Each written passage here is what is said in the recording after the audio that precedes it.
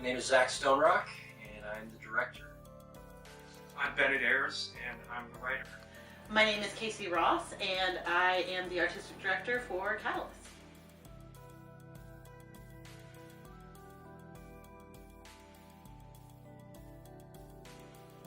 So the play tells the story of a writer who has a day job working in elder care, and he's working at this guy's home and finds out that his new client is his former high school wrestling coach, and the coach was not all that nice of a guy. So that's kind of what starts off the story for us. So I wrestled in middle school and high school, and so some coaches were better than others, but there were some that I remember who did really enjoy the power they had, and kind of took some glee in seeing, teenagers work themselves into sickness and mocking kids, and it was always really odd. And so I thought about what it would be like if one of these kids who was on the team came across a coach much later and the power was totally reversed, and what would happen in that situation. It is a new play, and it was a new play that was brought to me from Zach, who is one of our artists that we do work with a lot. Zach has actually already directed one of Ben's shows under Catalyst, so we had great success with Feral Boy, and so I was excited by the possibility of another project with the two of them on the team. And also, when I read the show, it is a show that spoke to me, that kind of made sense for the Catalyst brand. It's a small cast. It's a show that I think will be very effective in a more intimate setting, which we kind of like to work in a smaller, intimate house. So the show just kind of made a lot of sense. It's written very cleanly, and I think it tells a very simple story that does a really good job, in my opinion, of illustrating some of the problems with the culture that we have. For one thing, the culture that we have around sports, particularly in the Midwest, high school sports in particular, and kind of explores this idea of what the kind of things that we've just let slide for a really long time because we just accept that it's a part of this culture, and does, I think it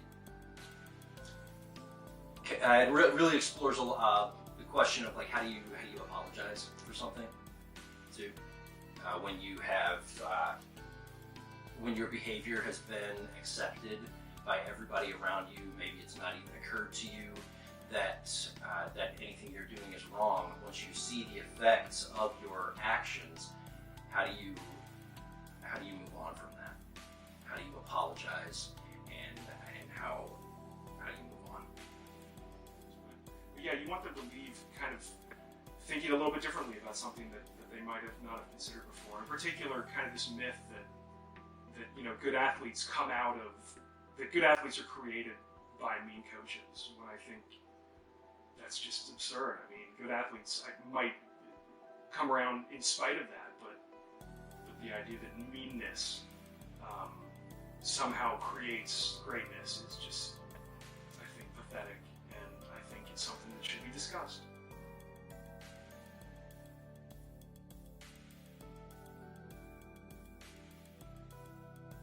New work is important because we need new work to keep making shows. We can't continue to keep telling the same stories. I think it's very important to bring new stories to the stage.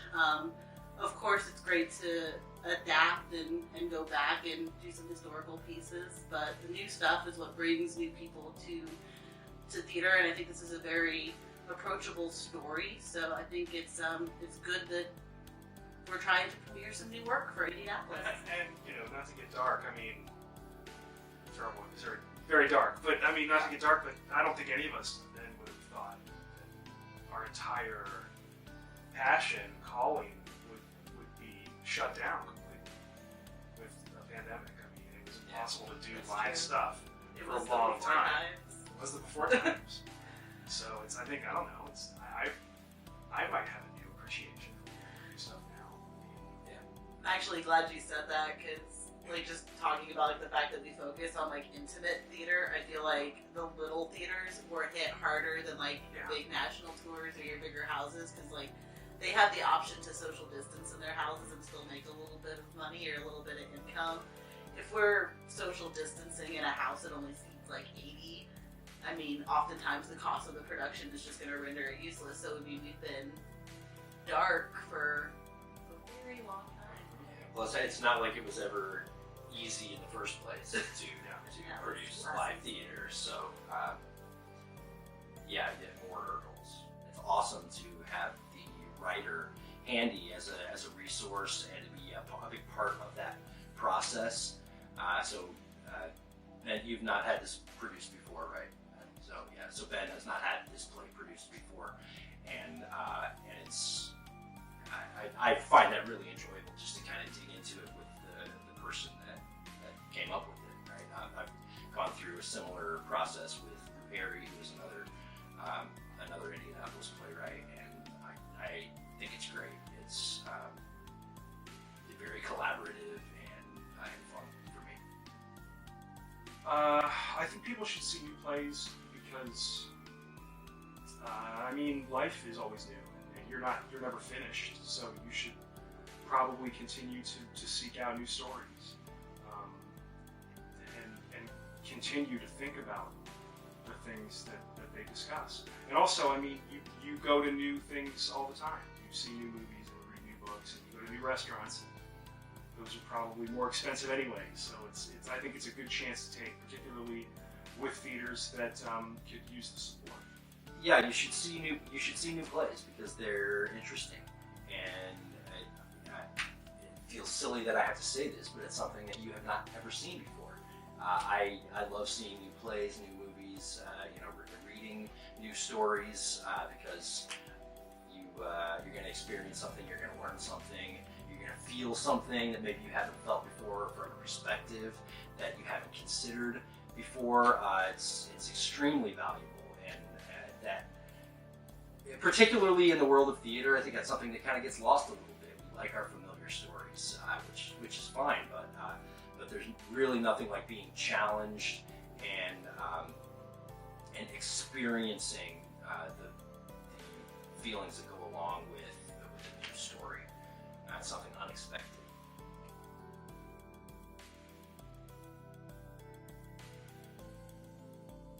So I've been writing for about 12 years in Indianapolis, and I've done a lot of a big variety of things, educational theater in schools and children's theaters, stuff in museums like Newfields, stuff in some theaters around town like Indiana Repertory Theater, and this will be the second time I'm working with Casey and Catalyst, and also with Zach Stonerock, so this is a thrill for me to be back with these guys. Yeah, so when I direct a premiere of one of Ben's shows, I fix all the writing.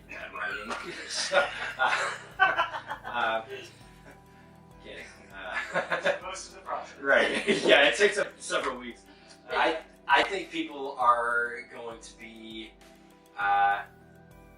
really surprised by the show, if not shocked. I think it deals with the subject, without giving too much away, I would say that it deals with the subject matter in a very frank, sometimes chilling kind of way. And I did think the script is really good. Ben does a great job of really making his point in a very uncompromising fashion.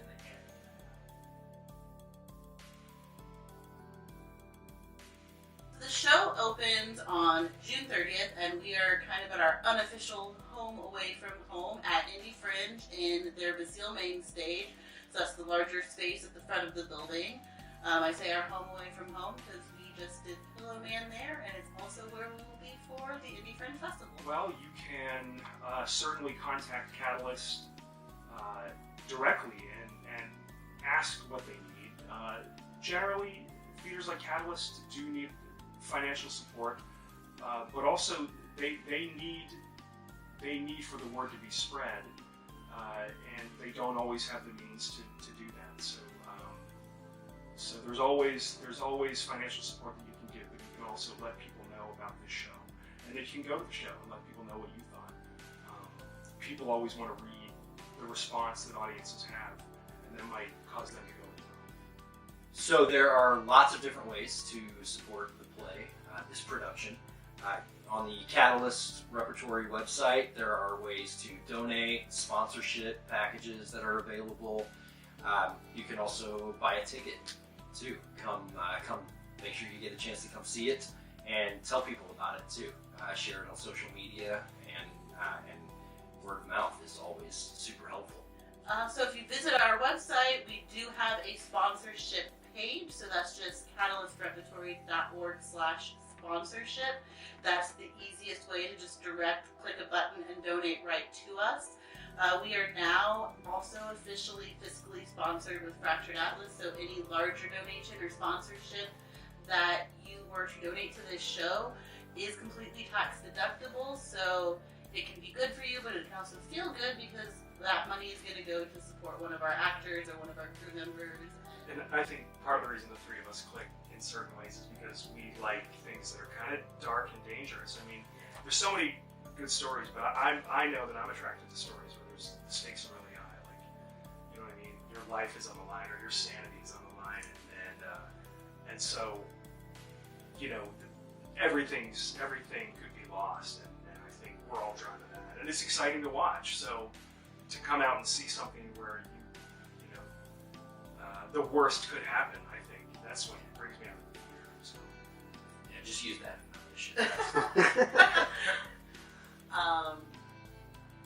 I kind of actually just speaking of we're all kind of drawn to darker shows. Coming off of a production of The Pillow Man, this is actually stepping into the light a little bit, but it's still a fairly dark show that I also do think has a little bit of a good sister or brotherhood to The Pillow Man, because some of it's kind of situationally funny because it is so real. And I'm also excited that another thing, when I first read it, it's got a really nice wide range of ages for actors. I mean, I think Catalyst being a rep troupe, we can kind of sit around our friends that are all the same age and tell a lot of stories that are about us. But this one, you know, has people that are senior actors, and then it has people that are quite young, and it's a really nice range of characters in life. What ages people are, and kind of what power you hold at certain ages, and are you able to hold on to that, or do you lose it? Yeah, there's